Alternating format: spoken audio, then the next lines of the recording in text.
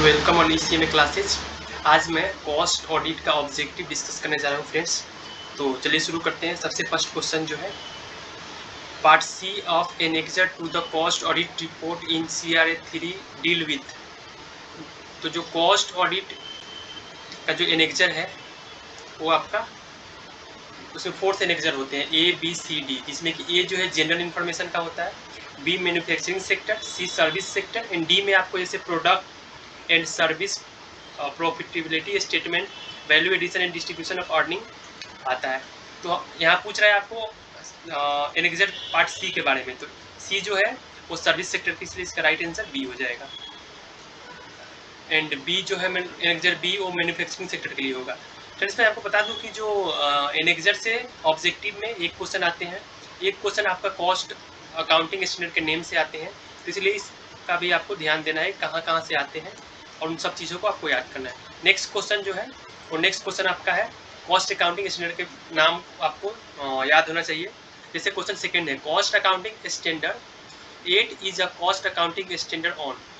तो cost accounting standard 8 का यहाँ पे नाम पूछ रहा है। तो चलिए ऑप्शन में सबसे पहले क्या है, एम्प्लॉय कॉस्ट है, जो कि कॉस्ट अकाउंटिंग स्टैंडर्ड 9 उसका होता है। यूटिलिटी कॉस्ट, उसका कॉस्ट अकाउंटिंग स्टैंडर्ड 8 होता है। Pollution control cost, cost accounting standard 14 होता है।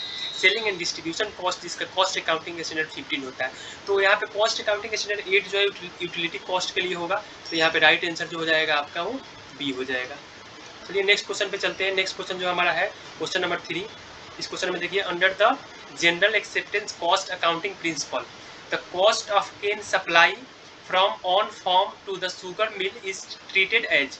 तो इसको हम डायरेक्ट मटेरियल ट्रीट करते हैं, जो शुगर केन हम यूज करते हैं तो वो डायरेक्ट मटेरियल कॉस्ट में हमारा इंक्लूड होगा। चलिए नेक्स्ट क्वेश्चन की तरफ चलते हैं। नेक्स्ट क्वेश्चन जो क्वेश्चन नंबर 4 है, क्वेश्चन नंबर 4,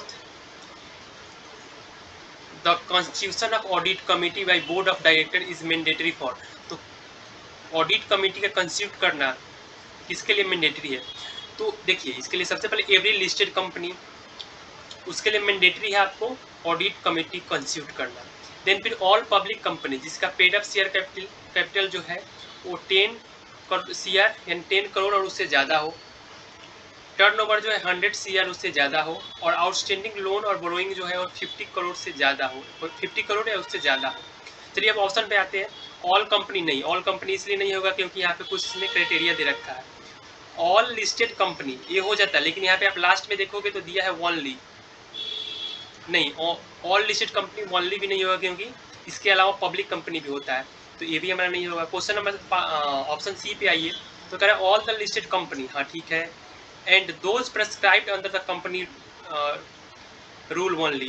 तो लिस्टेड कंपनी तो है, और जो कंपनी रूल में ये सब कंपनियां जो प्रेस्क्राइब्ड है ये भी इंक्लूड होता है। और ऑप्शन डी है all public company having turnover of 100 crore और मोर ओनली। तो ये डी नहीं होगा, इसका राइट आंसर जो है सी हो जाएगा। क्यों? क्योंकि all public company having turnover 100 crore और मोर तो होगा, लेकिन इसके अलावा भी जो होता है लाइक लिस्टेड कंपनी का जो क्राइटेरिया है। चलिए क्वेश्चन नंबर 5 पे आते हैं। ऑडिट कमिटी जो है इसका लिमिट भी आपको याद रखना है। क्वेश्चन 5 जो है वो कॉस्ट ऑडिट स्टैंडर्ड, इसमें अपने सिलेबस में जो है 4 कॉस्ट ऑडिट स्टैंडर्ड पढ़ना है, तो उसमें से थ्योरी भी आता है, आप उसको पढ़ लीजिएगा, और ऑब्जेक्टिव में भी आता है। तो सबसे पहले जो क्वेश्चन है cost audit standard 102 deal with. तो 102 किससे डील करता है उसका नाम पूछ रहा है। तो देखिए वन बाई वन मैं आपको बता रहा हूँ। फर्स्ट जो दिया हुआ है planning and audit of cost statement, ये जो डील करता है 101 से डील करता है। कॉस्ट ऑडिट डॉक्यूमेंटेशन है जो 102 से डील करता है। सी जो है knowledge of process and business, वो कॉस्ट ऑडिट स्टैंडर्ड 104 से डील करता है। एंड डी जो है overall object of independent cost auditor 103 से। इन चारों का नाम आपको याद होना चाहिए क्योंकि इसमें से ऑब्जेक्टिव एक आते हैं। हमसे पूछ रहा है 102, तो 102 102 किसके लिए होता है, तो इसका आंसर हो जाएगा बी, कॉस्ट ऑडिट डॉक्यूमेंटेशन। चलिए नेक्स्ट क्वेश्चन की तरफ चलते हैं। नेक्स्ट क्वेश्चन जो है क्वेश्चन नंबर 6 है। क्वेश्चन नंबर 6 में आपको देखिए पूछ रहा है कि एज पर, देखिए यहाँ पे सेंट्रल एक्साइज वैल्यूएशन रूल जो दिया हुआ है वो पहले था, जब से जीएसटी आया है तो यहाँ पे पूछेगा एज पर GST rule, CGST SGST rule, the assessable value of goods use for captive consumption, ये जो है कैश फॉर अपने स्टडी मेट में रिवाइज्ड है, उससे पूछ रहा है। तो तो इसका राइट आंसर जो हो जाएगा वो सी हो जाएगा। At 110% of cost of production of such goods. इसका प्रैक्टिकल काफ़ी इंपॉर्टेंट है, आपको प्रैक्टिकल भी करना है इसका। नेक्स्ट जो है आफ्टर एमसीयू कवरिंग मैं इसका प्रैक्टिकल भी आपको करवाऊंगा 1 by 1। चलिए नेक्स्ट क्वेश्चन पे चलते हैं। Question number 7। क्वेश्चन नंबर 7 जो है वो क्वेश्चन आपका केस 2 से रिलेटेड है। तो केस 2 जो है वो होता है capacity determination. A shoes manufacturing company has a planned capacity of producing 700 shoes for shift during year 300 working days है। 3 शिफ्ट में काम हो रहा है और पर शिफ्ट 8 आवर का होता है, लेकिन हाफ एन आवर जो है शिफ्ट चेंज करने में टाइम जो है हमारा लेप्स हो जा रहा है। एक्चुअल प्रोडक्शन जो है 35.91 लैक्स है। तो हमसे नॉर्मल कैपेसिटी पूछ रहा है कितना होगा उस परसेंटेज में। तो देखिए normal capacity divide by install into 100 होता है, तो इसका परसेंटेज आएगा नॉर्मल कैपेसिटी का। नॉर्मल कैपेसिटी जो है हमें 35.91 है। एक्चुअल कैपेसिटी निकालोगे 700 इंटू 300 इंटू 3 और 8 आवर्स में से 5.5 आवर्स माइनस कर दो, तो इसको सॉल्व करोगे तो आ जाएगा 76%। इसलिए इसका राइट आंसर जो हो जाएगा वो बी हो जाएगा। चलिए नेक्स्ट क्वेश्चन जो है ये भी क्वेश्चन जो है ये इंटरनल ऑडिट एक चैप्टर है उससे रिलेटेड है। तो इसमें क्या होता है, question number 8, A proprietary audit in the context of government audit seek to ensure that। Government audit में जो प्रोप्राइटरी ऑडिट होता है किसको इंश्योर करता है। चलिए ऑप्शन पढ़ते हैं। ऑप्शन ए है all public money are not spend to the benefit of a particular person. हाँ ये राइट है, क्योंकि किसी को जो भी पब्लिक मनी होता है वो किसी पार्टिकुलर पर्सन में एक्सपेंड को बेनिफिट नहीं मिलना चाहिए। बी में है public officer should exercise same vigilance as in respect of expenditure of his her own money.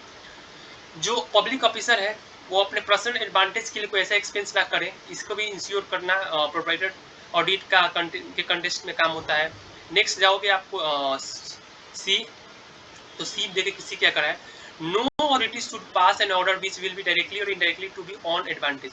Authority जो है ऐसा कोई ऑर्डर पास नहीं करेगी जिससे कि उसको खुद का एडवांटेज हो, डायरेक्टली या इनडायरेक्टली। तो इसलिए इसका राइट आंसर हो जाएगा ऑल ऑफ एबव हो जाएगा, डी हो जाएगा। क्वेश्चन नंबर 9 में आइए तो कॉस्ट अकाउंटिंग स्टैंडर्ड 15। देखिए ऑलरेडी मैं बताया था कॉस्ट अकाउंटिंग स्टैंडर्ड का नाम आपको याद होना चाहिए। 15 पूछ रहा है तो देखिए एम्प्लॉय कॉस्ट का 9 होता है, यूटिलिटी कॉस्ट का 8 होता है, पोल्यूशन कंट्रोल कॉस्ट का 14 होता है, सेलिंग एंड डिस्ट्रीब्यूशन कॉस्ट का 15 होता है। आप 5 का बल्क करके याद करना, जैसे 1 to 5 क्या होता है, 5, 6 to 11, तो इससे आपको याद होगा। और जहाँ भी ऐसे ऑप्शन है तो ये नहीं कि जैसे 15 है तो सिर्फ 15 को याद करें, ऑप्शन में और सब आपको आइडेंटिफाई होना चाहिए जैसे एम्प्लॉय कॉस्ट का क्या होता है, यूटिलिटी कॉस्ट का क्या होता है, तो आपके लिए ईजी हो जाएगा। चलिए लास्ट क्वेश्चन, क्वेश्चन नंबर 10 देखिए। क्वेश्चन नंबर 10 में overall objective of independent cost auditor and conduct of an audit in the accordance with cost accounting standard in deal in. यहाँ पे कॉस्ट अकाउंटिंग ऑडिटिंग स्टैंडर्ड का आपको नाम पूछ रहा है, तो मैं ऑलरेडी बता चुका हूँ। तो ये कॉस्ट अकाउंटिंग स्टैंडर्ड 103 में आपको क्या होता है, overall objective of independent cost auditor and conduct of an audit accordance with the cost standard in deal. चलिए यहाँ पे पार्ट 1 खत्म करते हैं। Next question, next series question जो है नेक्स्ट वीडियो में मैं अपलोड करूँगा। Thank you for watching my channel. Thank you.